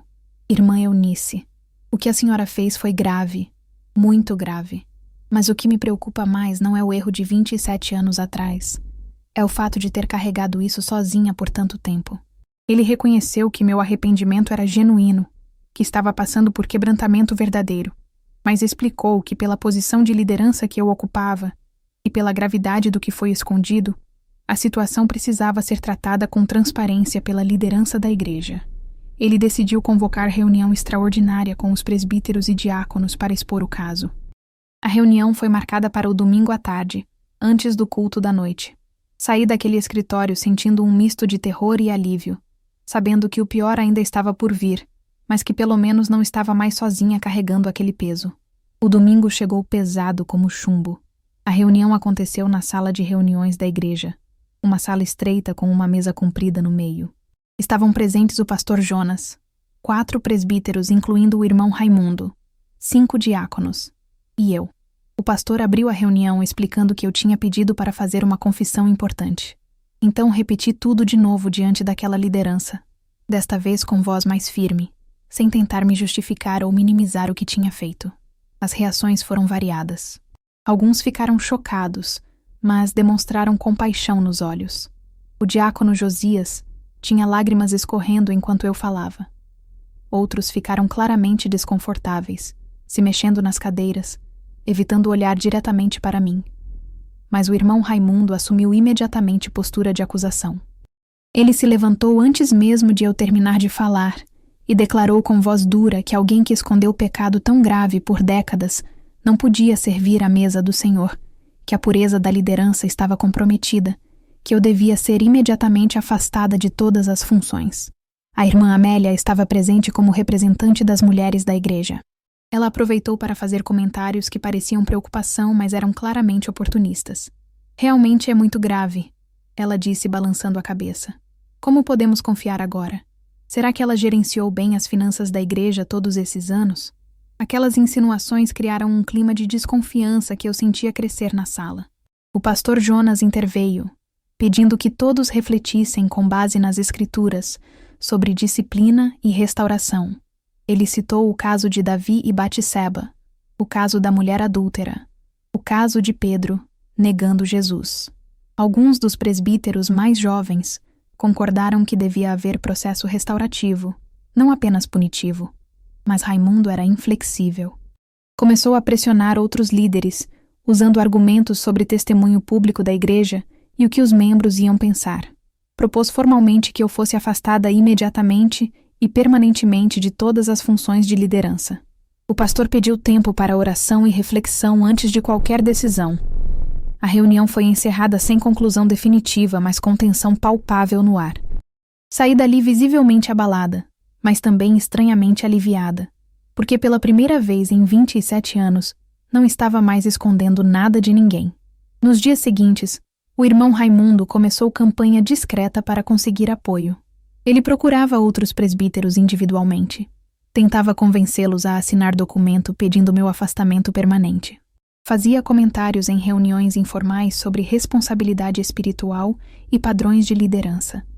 O pastor Jonas percebeu essas movimentações e ficou profundamente preocupado com possível divisão na igreja. Passou noites em oração e jejum, pedindo sabedoria divina. Na quarta-feira, o pastor me ligou com uma proposta que me assustou e, ao mesmo tempo, fez todo sentido.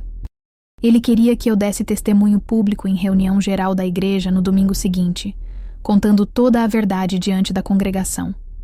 Ele acreditava que transparência completa era o único caminho para a restauração verdadeira. O irmão Raimundo se opôs violentamente a essa ideia quando soube, argumentando que isso traria escândalo público. Mas o pastor manteve sua decisão. Quando o pastor me perguntou se eu aceitava fazer aquilo, fiquei em silêncio por longos segundos. Confessar para a liderança já tinha sido devastador. Confessar para a igreja inteira seria 1000 vezes pior. Mas eu sabia que era o certo a fazer. Disse que sim, que concordava, embora estivesse apavorada. A data foi marcada, domingo seguinte após o culto regular.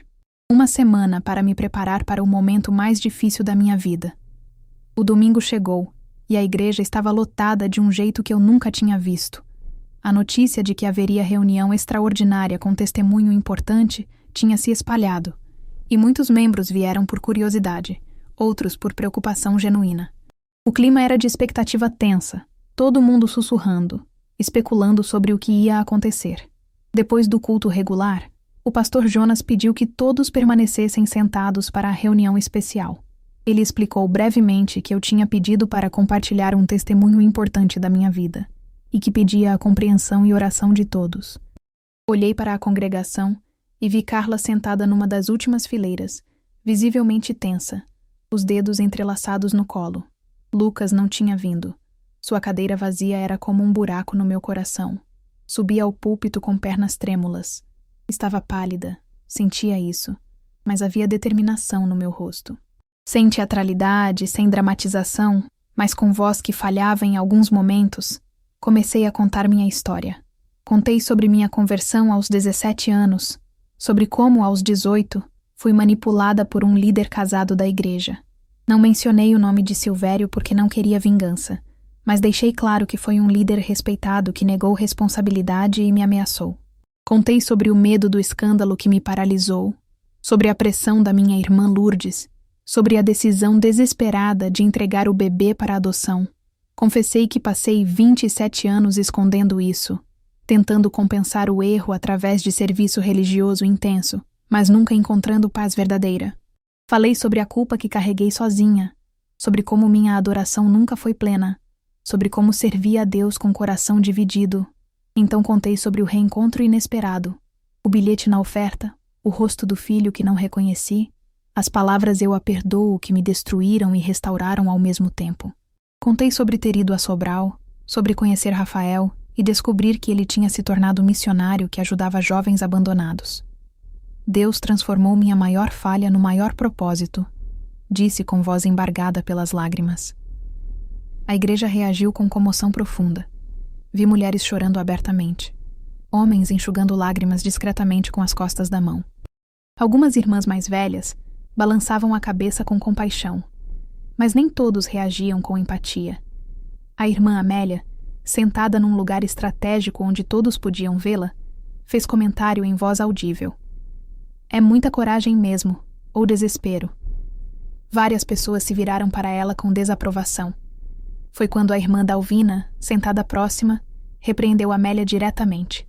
Quem não tem pecado que atire a primeira pedra, irmã? A senhora está sem pedras nas mãos hoje? O comentário de Dalvina gerou murmúrios de aprovação pela igreja. Amélia ficou visivelmente constrangida e se calou.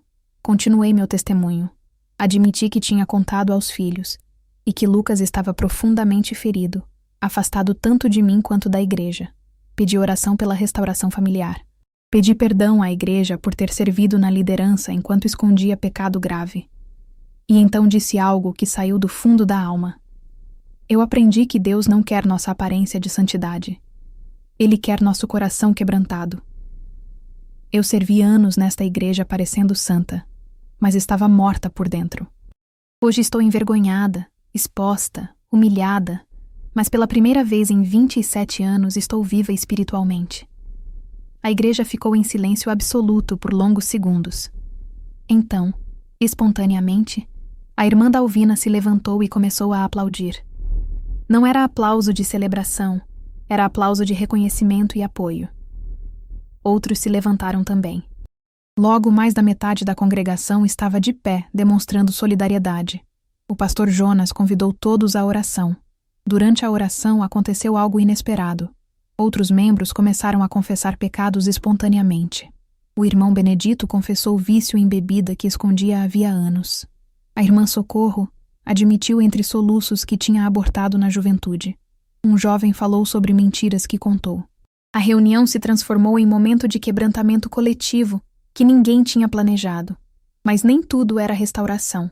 Depois da reunião, vi o irmão Raimundo reunir alguns irmãos do lado de fora, fazendo comentários sobre exemplo perigoso e frouxidão espiritual. Ele claramente não tinha se comovido. Carla se aproximou de mim quando a multidão dispersou. Me abraçou em silêncio. Não houve palavras, mas senti o começo de uma reconexão. Lucas continuava ausente, e aquela ausência doía mais que tudo. Depois do meu testemunho público, a igreja ficou dividida. A maioria dos membros demonstrava compaixão e apoiava minha restauração gradual. Mas um grupo menor, liderado pelo irmão Raimundo, permanecia inflexível, exigindo meu afastamento permanente.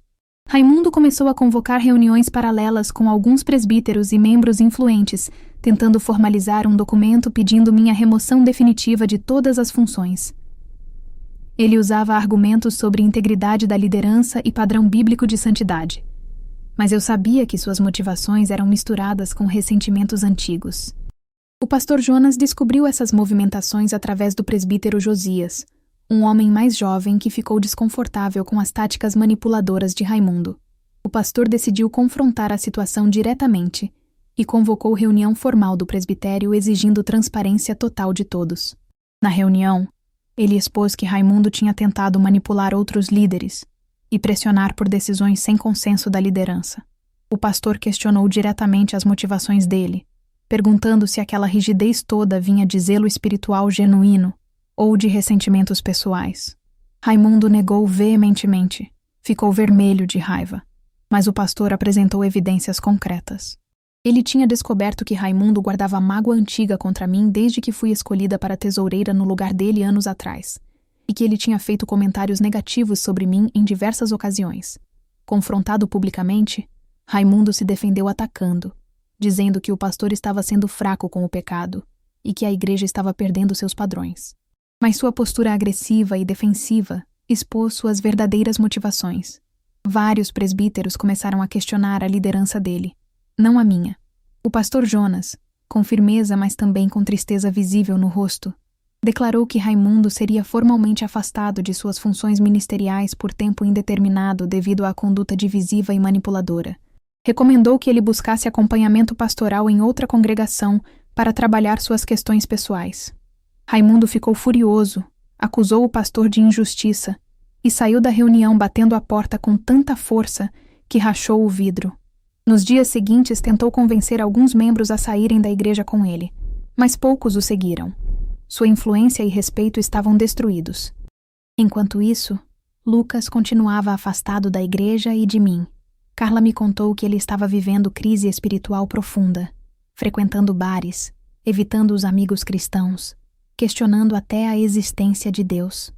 Ele sentia que toda a sua fé tinha sido construída sobre idealização de mim, e com essa base destruída, tudo tinha desmoronado junto. Aquilo me partia o coração de um jeito que eu não sabia ser possível. Foi quando Rafael, sabendo da situação através das nossas conversas por telefone, decidiu procurar Lucas. Ele descobriu onde meu filho morava e foi visitá-lo sem avisar. Lucas me contou depois que o encontro foi tenso no começo, que ele estava desconfiado e na defensiva. Mas Rafael não chegou com sermões ou julgamentos. Simplesmente compartilhou sua própria história de dor. Rafael contou para Lucas sobre como tinha crescido achando que era um erro, sobre os anos de raiva contra a mãe biológica que o rejeitou, sobre pensamentos suicidas na juventude, sobre como quase se perdeu nas drogas. Falou sobre a luta brutal para chegar ao perdão, admitindo que não foi fácil nem rápido. Eu odiava sua mãe antes de conhecê-la, Rafael disse com honestidade crua. Levei anos para perdoar alguém que nunca tinha visto. Mas Rafael também falou sobre idealização. Você idealizou sua mãe como santa, ele disse. Eu a demonizei como monstro.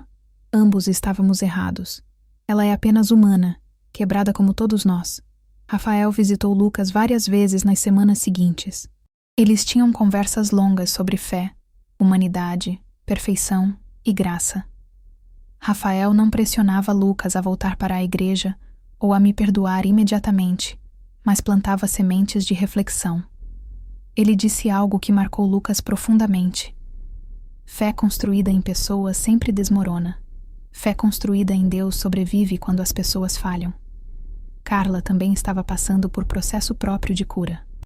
Ela começou terapia para lidar com perfeccionismo e necessidade de controle.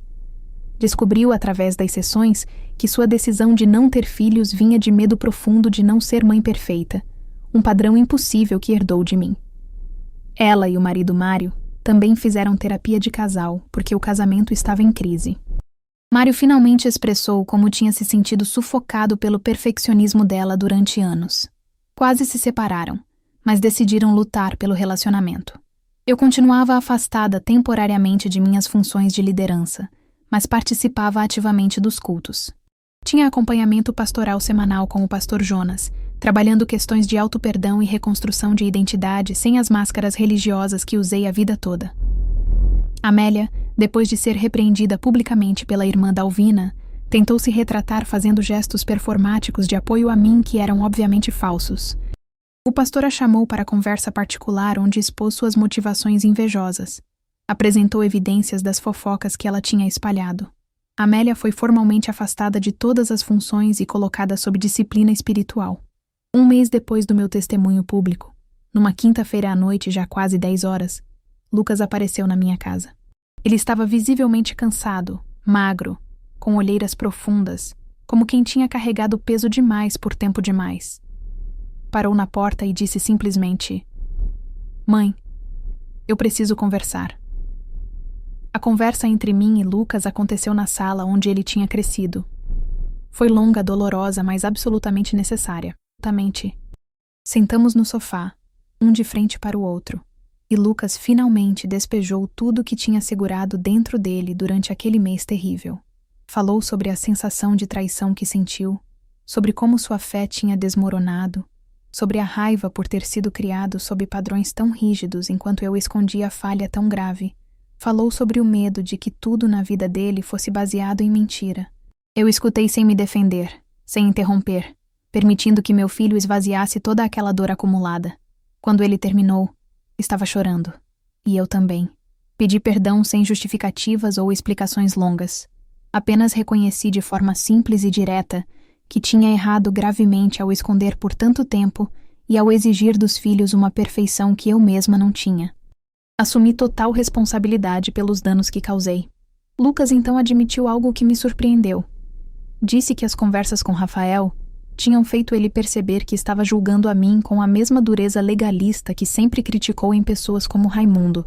Reconheceu que estava buscando perfeição onde só podia existir humanidade.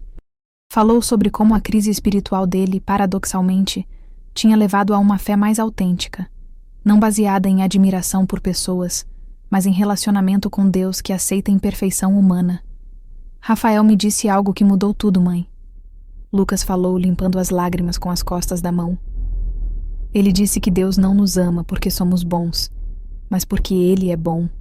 Se for assim, então há esperança para todos nós. Choramos juntos pela primeira vez em meses. Nos abraçamos longamente e houve reconciliação genuína, não superficial, mas profunda, construída sobre verdade e vulnerabilidade. Lucas pediu perdão por ter sido tão duro, por ter se afastado completamente em vez de caminhar junto comigo através da dor. Contei para ele algo que tinha notado. Meus sintomas físicos, as tonturas, enxaquecas e fraqueza, tinham desaparecido completamente depois da confissão pública. Expliquei como percebi que corpo e alma estão profundamente conectados, que carregar pecado escondido literalmente me adoecia. Lucas ficou impressionado e disse que a restauração espiritual em mim era visível até fisicamente. Dias depois, Carla também veio para a conversa profunda. Compartilhou sobre suas descobertas em terapia, sobre como meu perfeccionismo a marcou, mas também reconheceu que estava trabalhando nas próprias questões. Contou que ela e Mário estavam considerando ter filhos, mas agora por razões certas, não por pressão ou idealização, mas por desejo genuíno e aceitação de que seriam pais imperfeitos, e isso era suficiente. Pedi perdão a ela por ter projetado expectativas impossíveis, por ter exigido perfeição que ninguém pode alcançar. Choramos e oramos juntas, e houve cura real na honestidade. Finalmente organizei um jantar em casa convidando meus 3 filhos. Carla, Lucas e Rafael. Foi um momento carregado de significado e emoção. Rafael chegou com flores simples e sorriso sereno. Lucas o abraçou calorosamente, demonstrando a amizade genuína que tinha se formado ao longo das semanas. Durante o jantar, houve momentos de silêncio pesado, mas também conversa leve e até risos tímidos. Rafael contou histórias engraçadas do trabalho na casa de acolhimento. Falou sobre João Paulo, que estava limpo havia 3 meses e tinha começado o curso técnico. Carla perguntou sobre os pais adotivos dele. Rafael falou com carinho profundo sobre Dona Carmen e Antônio Davi, e ficou claro que não guardava ressentimento sobre sua origem. Reconhecia que foi amado e formado por pessoas que escolheram ser família. Rafael mencionou casualmente que estava namorando uma jovem que trabalhava na casa de acolhimento. Todos celebramos a notícia. Senti mistura de alegria pela vida que ele construiu e melancolia pelos anos que perdi. Lucas sugeriu que orássemos juntos antes da sobremesa. Os 4 demos as mãos ao redor da mesa, e Lucas fez oração simples, mas profunda, agradecendo a Deus por restauração, por verdade que liberta, por perdão que cura, e por família que se reconstrói sobre bases mais sólidas que aparências. Quando Rafael se preparava para voltar a Sobral, tive um momento particular com ele. Ofereci com voz hesitante que ele usasse meu sobrenome legalmente. Seria gesto simbólico de acolhimento tardio. Rafael ficou comovido, mas explicou que preferia manter o sobrenome dos pais adotivos como honra à memória de quem o criou. Porém, disse que podia usar informalmente meu nome de solteira em algumas situações. Entendi e respeitei completamente. Ele me abraçou e disse algo que trouxe paz definitiva. Eu não preciso do seu sobrenome para saber que sou seu filho, e você não precisa do meu para saber que é minha mãe. No dia seguinte, o pastor Jonas me ligou dizendo que Raimundo tinha pedido para fazer declaração pública na igreja no domingo. Ele queria que eu soubesse antes. O domingo chegou com expectativa tensa na igreja. A notícia de que Raimundo faria declaração pública após semanas de afastamento tinha se espalhado. Eu estava presente sentada entre Carla e Lucas, que tinha voltado a frequentar os cultos. Rafael veio de Sobral especialmente para estar presente, sentado discretamente nas últimas fileiras. Após o culto regular, o pastor Jonas convidou Raimundo ao púlpito. Ele subiu com aparência visivelmente envelhecida e cansada, segurando o microfone com mãos trêmulas. Para surpresa de todos, sua voz estava quebrada, sem a rigidez habitual. Confessou publicamente que durante as últimas semanas, afastado e sozinho, foi confrontado por Deus sobre seu próprio coração. Admitiu que carregou por anos ressentimento secreto contra mim, que seu zelo era misturado com inveja e orgulho espiritual, que deixou o legalismo dominar suas atitudes. Revelou que durante o afastamento, relembrou erros e falhas próprias que nunca confessou publicamente, percebendo sua hipocrisia. Pediu perdão à igreja, especialmente a mim, reconhecendo que tratou com dureza alguém em processo de arrependimento genuíno. Anunciou que se afastaria permanentemente de todas as funções de liderança, por reconhecer que precisava trabalhar questões profundas do próprio coração. Eu aprendi tarde demais que conhecer a Bíblia não é o mesmo que conhecer o coração de Deus, ele terminou. A igreja reagiu com comoção. Eu estava visivelmente emocionada. Quando Raimundo desceu do púlpito, levantei e fui até ele estendendo a mão. Ele aceitou e nos abraçamos brevemente. Não houve palavras, mas houve perdão mútuo genuíno. O pastor Jonas encerrou com mensagem poderosa sobre graça e restauração. Anunciou que após meses de acompanhamento pastoral, eu seria gradualmente reintegrada às funções, começando com ministérios de aconselhamento para mulheres enfrentando crises e vergonha. A congregação recebeu com aplausos. Dalvina deu testemunho público sobre minha jornada. Às vezes ela disse: Deus permite que segredos venham à luz não para nos destruir, mas para nos libertar. Dias depois fui ao cemitério onde minha irmã Lourdes estava enterrada. Sozinha diante do túmulo, confrontei as mágoas que guardei por décadas. Falei em voz alta expressando a dor daquela época, a raiva pela dureza, a mágoa por ter sido forçada àquela decisão. Mas também reconheci que Lourdes era produto de seu tempo, presa em legalismo extremo, incapaz de demonstrar compaixão porque nunca experimentou graça. Eu te perdoo, irmã, disse chorando. E espero que você também me perdoe. Coloquei flores simples sobre o túmulo e saí com sensação de libertação final. Agora, em 2025, aos 73 anos, olho para trás e vejo como os anos seguintes, a 1996, foram de reconstrução e crescimento espiritual profundo. Rafael continuou seu ministério, casou, teve 2 filhos, expandiu a casa de acolhimento. Mantemos contato regular, nos visitamos algumas vezes por ano. Há relacionamento genuíno, embora diferente do que teria sido. Meus netos conhecem Rafael como tio, há afeto real entre todos. Lucas se tornou homem de fé madura, sem idealismos nem legalismo. Casou, é pai de 3 filhos aos quais ensina sobre humanidade e perdão desde cedo. Ele diz frequentemente que a crise de 96 salvou sua fé, não destruiu. Carla e Mário tiveram uma filha. Carla se tornou mãe amorosa e imperfeita, exatamente o que precisava ser. Sua relação comigo é profunda e honesta, sem máscaras. Desenvolvi ministério poderoso de aconselhamento para mulheres carregando vergonhas secretas, traumas, pecados escondidos. Dezenas encontraram libertação através do meu testemunho. Soube anos depois que Silvério Nunes foi exposto em sua própria igreja por comportamento inadequado, perdendo o ministério. Não sinto satisfação, apenas tristeza de que nunca se arrependeu verdadeiramente. Nunca o procurei. Minha cura não dependia disso. Raimundo viveu seus últimos anos recluso e amargurado. Amélia nunca recuperou influência. Dalvina faleceu aos 88 anos em paz.